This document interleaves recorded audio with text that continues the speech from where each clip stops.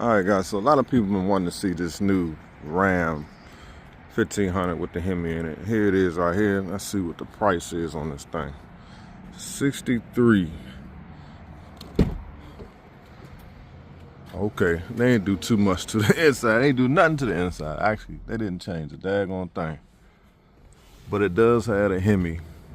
It's actually a nice interior. But you don't get the leather seats or the panoramic sunroof in this one. For 63, I'm pretty sure there gotta be a discount on this truck. And there's the new little logo, badge, however you want to look at it. Other than that, it's the same old truck. Yeah, they got these Jeeps out here. It's a 25 model, it's one 56. This is the new Durango, the 2026 GT. 50,000, 51,000. I don't know why they tore the daggone sticker off this thing. Yeah, this is a 26 GT model. Let's look at the inside. And clearly they got these trucks unlocked like this. I guess they really don't care if you steal it, the insurance claim. Still looks the same, even though I do like these, I do like the dash on these Durangos. I do like that. At the leather dashboard. It's nice though, man. I do like the Durango. I ain't gonna lie to y'all. I do like the Durango.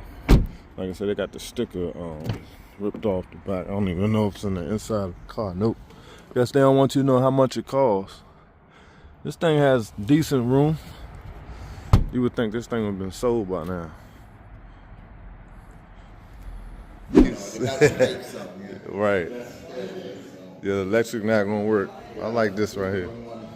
92. Yeah, this is exactly the one I had right here. She got one over here. This is a cat. This is a Hellcat right here. They got a cat in here. Okay. Got the cat in here though, y'all. This is nice. Not a wide body, but it's still nice. Clean. Oh yeah. Nice cat. Got the 392 right here. Wide body.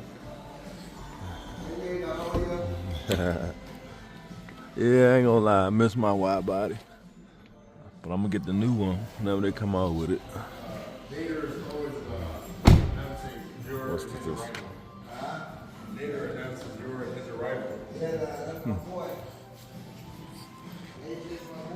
You got one of these? No. Oh, you got a Jeep? Yeah. I'm scared. That's nice. That's nice.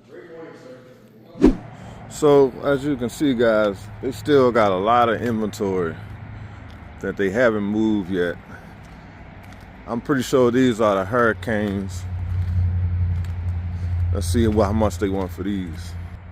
This is a 26 Bighorn. They want 67,000 for this truck. No leather seats, nothing. Look at that, 67, 68 out the door. Pretty sure all of these are the same price. They got a bunch of these Jeeps. These things been sitting here forever. 58,000 for this. Not open. Nice interior. They moved a lot of these trucks to the other lot. They say they got so many new trucks coming in, they got to make room for them.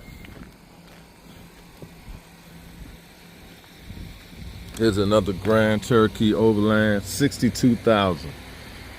These things are so expensive, man. But, you know, things cost what they cost now. This is nice. Got the panoramic sunroof.